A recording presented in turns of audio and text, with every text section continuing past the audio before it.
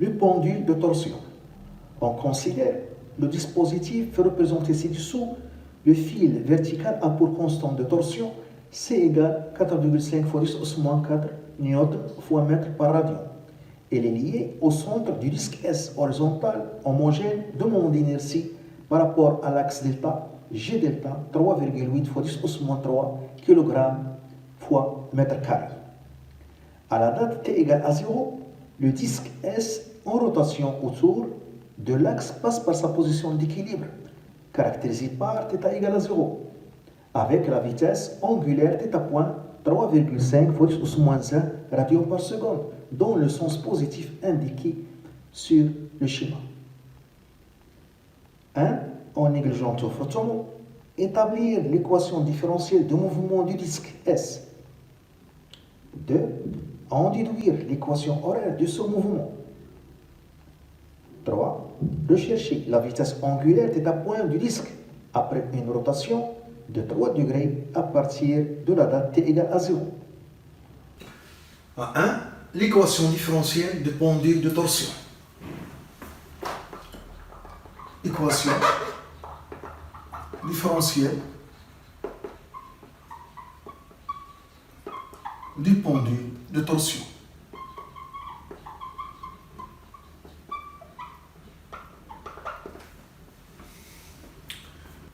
Le pendule de torsion est constitué d'un disque ou bien d'une tige suspendue par un fil métallique appelé fil de torsion. Le disque peut tourner autour du fil. Donc l'axe de rotation delta est confondu avec le fil. On va ici écarter le disque de sa position d'équilibre stable et on le lâche. Et il y aura un mouvement d'oscillation. Aller-retour, aller-retour, aller-retour. Et on va donc appliquer la relation fondamentale de la dynamique de rotation au pendule de torsion, car il est en rotation autour de l'axe delta. Au cours du mouvement, le disque est soumis à son poids P et à l'action du fil. Le fil maintient le disque. Et lorsque le fil est tordu, il y a un couple de torsion, d'autres forces appelées couple de torsion, d'un moment MC, à ne pas oublier. Lorsque le fil est tordu, au cours de mouvement d'oscillation, le fil est tordu. Donc il applique un couple de torsion, d'un moment MC. On applique la relation fondamentale de la dynamique de rotation. Donc la somme des moments, des forces appliquées par rapport à delta est égale G delta fois θ de point. Il y a le moment de poids P par rapport à delta au cours du mouvement. Il y a aussi le moment de R par rapport à delta. Et il y a aussi le moment du couple de torsion appliqué par le fil tordu, noté MC, le moment de ce couple de torsion, est égal G delta fois θ de point. Donc on voit ici que le fil a deux actions. R, il maintient le disque, il suspend donc le disque, et le couple de torsion. Le poids P confondu avec l'axe delta, donc son moment égal à 0. R, la même chose, confondu avec l'axe delta, donc son moment égal à 0. Donc il reste le moment de couple de torsion est égal G delta fois θ de point. Donc ici, j'ai utilisé au lieu du disque une tige pour mieux voir, pour comprendre le moment de couple de torsion. Ça, le sens positif. Donc ici, θ est positif et ici θ est négatif. Et c'est ça la position d'équilibre stable. Et ici, au cours des oscillations, au cours du mouvement, il y a oscillation autour de la position stable. Toujours oscillation autour de la position d'équilibre stable. Donc, dans ce cas, θ est positif, mais le fil est tordu et il tend à ramener la tige dans la position d'équilibre stable. Donc ici, il tend à faire tourner la tige dans le sens négatif pour la ramener vers la position d'équilibre stable. Le couple de torsion est un couple de rappel, comme la force exercée par le ressort. Elle tend à ramener le corps vers la position d'équilibre stable. Donc ici, le moment est négatif. Le moment de torsion, de couple de torsion est négatif. Car le couple de torsion dans cette position tend à faire tourner la tige dans le sens négatif pour ramener la tige vers la position d'équilibre stable. Donc l'expression de moment de couple de torsion, c'est C fois θ. C fois θ. Mais on voit ici que le moins est négatif et θ est positif. Et C, la constante de torsion qui caractérise le fil, est positif. Donc je dois faire introduire le moins ici. Ici, on a θ négatif. θ négatif.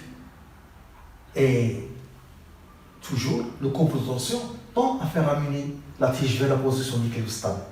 Donc, le moment de couple dans cette position de torsion, le moment de couple de torsion est positif. Car il va tourner la tige dans le sens positif. Donc, le moment est positif. Donc, la même chose. Donc, le moment de couple de torsion, c'est C fois θ. C est la constante de torsion du fil, car il caresse le fil. Donc, le premier membre est positif, on doit avoir le deuxième membre positif. C est toujours positif, θ est négatif. Donc, je dois faire introduire un signe moins. Donc, MC est égal à moins C fois θ. Donc, c'est moins C fois θ. θ est l'angle de torsion est égal à G delta fois θ de point. Donc, θ de point, G delta fois θ de point, plus C θ est égal à 0. Donc, θ de point, plus C sur G delta fois θ est égal à 0.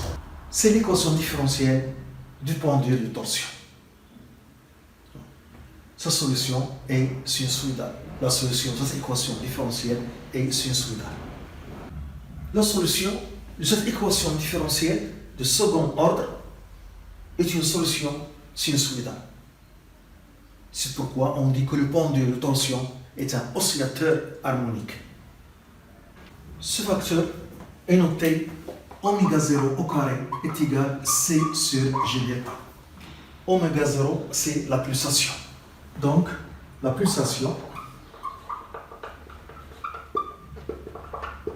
oméga 0 est égale à la racine de C sur G delta. La période propre du pendule de torsion, c'est 2π sur oméga 0. Donc T0 est égal à 2π la racine de G delta sur C. C'est l'expression de la période du pendule de torsion. Deuxièmement, l'équation horaire de mouvement.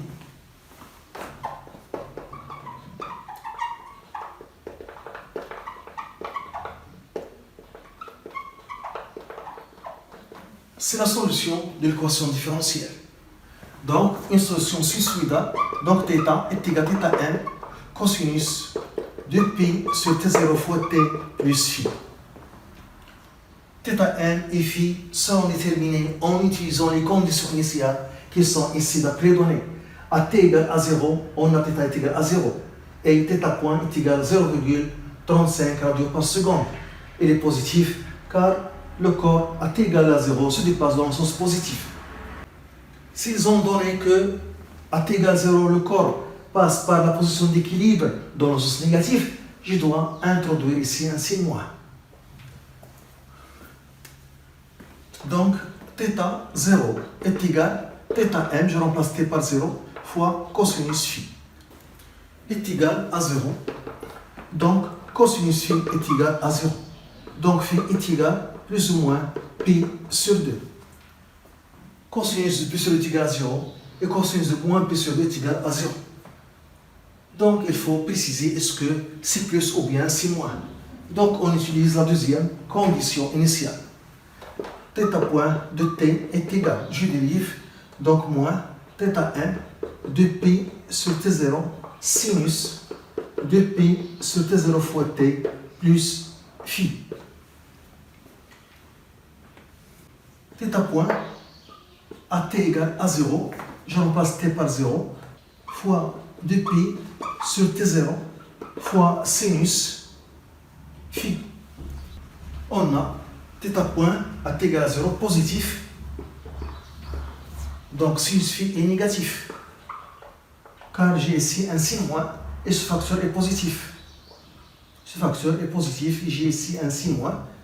Donc, pour que cette quantité soit positive, il faut que sinus phi soit négatif. Donc, sinus phi est négatif. Donc, phi est négatif. Donc, phi est égal à moins pi sur 2. On cherche maintenant θn. On cherche maintenant θn. Donc,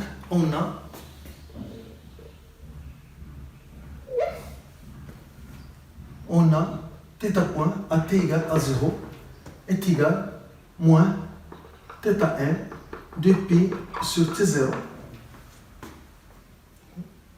sur t0 sinus moins pi sur 2, donc c'est moins 1, donc j'aurai ici donc fois moins 1, donc θ point à t égale à 0 c'est θn 2pi sur t0, donc θn est égal θ point à t égale à 0 fois t0 sur 2pi. Donc θn, l'amplitude θn, c'est θ point à t égale à 0 fois la racine de g delta sur c. Application numérique, θn est égal à 0,35 fois la racine de g delta 3,8 10 moins 3 sur c 4,5 10 moins 4. Donc on trouve θn égale en radian. θn est égal à 1,0171 radian.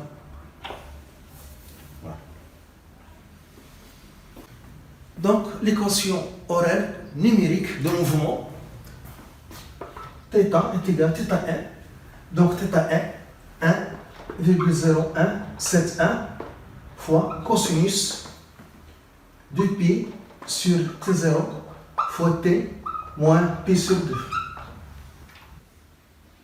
Cosinus de alpha moins pi sur 2, c'est sinus alpha. Donc, θ est égal à 1,0171 sinus 2pi sur t0 fois t. Et ce rapport, c'est la racine de c sur g delta.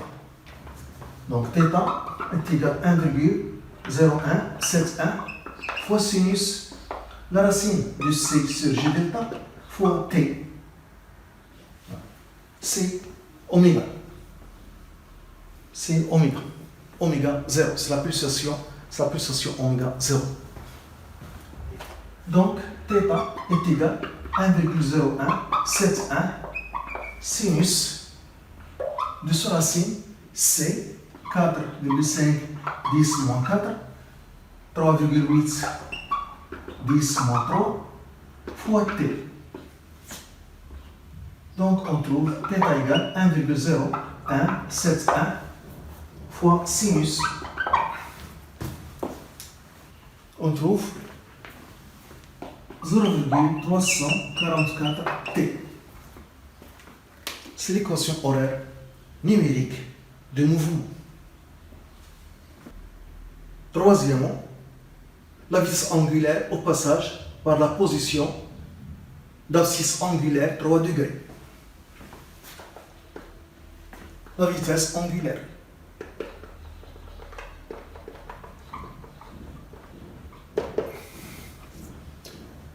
Donc on a l'équation horaire de mouvement, θ est égal à 1,0171 fois sinus 0,344 fois t. L'expression numérique de l'équation horaire. La vitesse angulaire instantanée, θ point de t instantané, donc est égal, on dérive 1,0171 fois 0,344 fois cosinus 0,344 fois t. Donc θ point à une date t est égal, se produit dans 0,35 fois cosinus 0,344 fois t. On veut la vitesse angulaire θ point lorsque θ est égal à 3 degrés. En radian, on fait la conversion en radian, 3 fois pi, 3,14 sur 180 en radian. Donc, on trouve 0,0525 radian. Il y a d'autres chiffres ici, après 4. Voilà. Si pi, c'est presque 3,14. Et je remplace ici. Donc, 0,0523,5 est égal à 0,0171 fois sinus 0,344 fois t. Donc, sinus 0,344 fois t est égal à 0,0535 sur 0,0171. On trouve 0,0548. Donc on peut utiliser la calculatrice et on cherche cet angle en radian. En utilisant la calculatrice.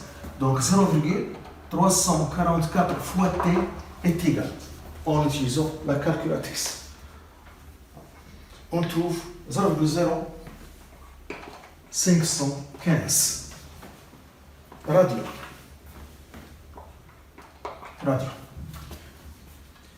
Et je remplace ici pour trouver la vitesse angulaire. Donc, θ point qu'on cherche, c'est 0,35 fois cosinus 0,0515. On trouve 0,349 radians par seconde. Il faut faire attention avec la calculatrice. Il faut changer le degré en radians sur la calculatrice pour qu'elle fasse les calculs en radians. Donc tous les calculs ici en radians. On change le degré en radians dans la calculatrice.